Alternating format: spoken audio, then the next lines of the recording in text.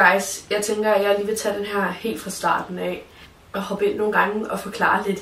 Vi starter hårdt ud med, at vi lige har haft vores transkrimination, altså vores dimension, hvor jeg kommer op, og jeg får et legat, og jeg får et hædersbevis.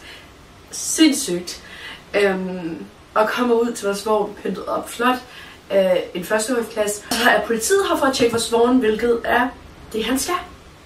Han kommer op, og hvis han er meget ved vores vogn, og vi tænker, shit. Men altså, der kan ikke gå noget galt, fordi det er sådan nogle historier, vi hører, men det kan ikke ske for os jo.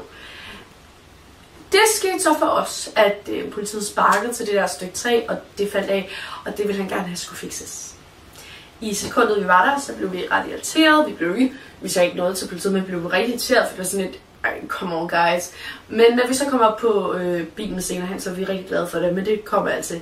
Men det der så sker er, at vi ikke har mulighed for at køre med vores vogn op til Rådhuset, Hvidovre Rådhus, som er en tradition på vores skole. At det betyder så, at vi er nødt til at gøre det i personbiler. Og der var ikke rigtig stemning i min klasse, for vi tog på Rådhuset, fordi alle var så bommet. Men så på et tidspunkt, så siger jeg bare, okay, nu gør vi det kraften bare, og så gjorde vi det. Det får I lov til at se her nu. Sæt en dag! Frihed. Så kan man sige, det er vigtigt for afleveringer, det skal være faktisk af, det må ikke sige til nogen, men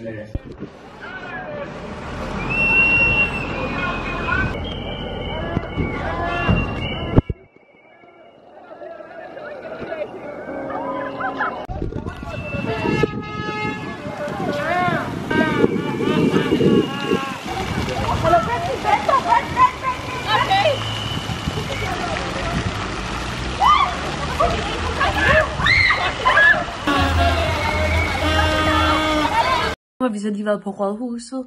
Vi kommer tilbage på skolen og sidder der i 2-3 timer. Meget opgivende, trætte, vi vil bare gerne afsted og have en fest. Men nu får I lov til at se os køre vogn, og så kommer der en lille storytime i slut af videoen. Så værsgo og se her med her.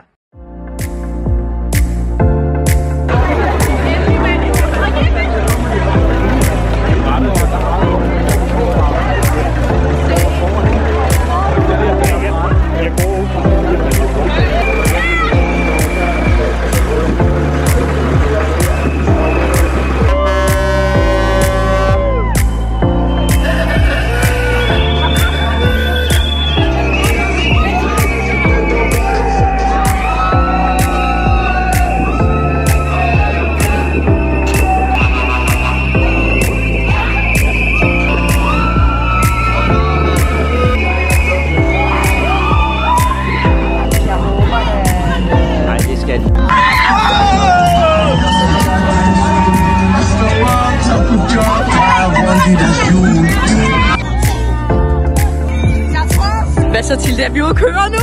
Vi har Somalia første stop i 1,5 time forsinket. Det tror man. Men vi er her! Vi er her. Vi lever livet.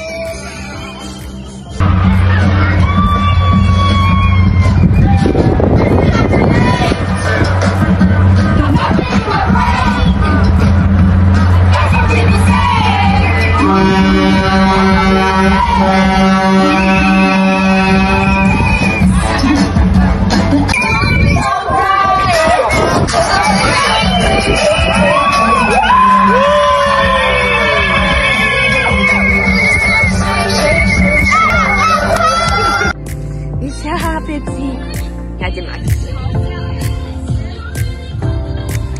Max, okay. Max. Det går min krop, ikke? Den gør så ondt.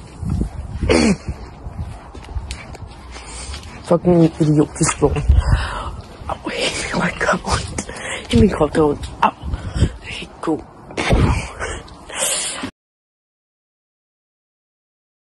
Nu er det i hvert fald over 2 måneder siden, tror jeg snart, at jeg kørte vognen, en måned siden. Og jeg vil lave en slutning på den her video. Jeg vil gerne lige få lavet en kort afsluttende storytime, så kort som muligt. For nu har jeg snart fortalt den her historie 30.000 gange til, at jeg ikke gider at høre den mere. Så vi blev forsinket. Yes. Det med brædderne, de røg af. De kom af, de skulle op igen. Dem, der havde vognen, ham der styrede det, han havde ikke engang mennesker til det, så det var vores forældre og søskende, der gjorde det. Det var deres værktøj, fordi det havde de heller ikke taget med. Og brædderne, det var sådan nogle restbrædder. De kunne bare være, hvor vi kunne have fået at vide, at vores forældre bare kunne gå over i XL-byg. Ja, det var lidt crazy. Vi kom på vognen, det blev en fed tur. Der var ikke plads til så mange mennesker, som de sagde, der ville være plads til. Vi var crowded. I hver side af vognen, der var 4 søm i den ene side og i den anden side, der stak ud og rev rigtig mange og lavede hul på tøj. Mit tøj blandt andet, altså min veninde, hun har sådan, sådan virkelig revet sig op. Sådan nogle store rifter, ikke?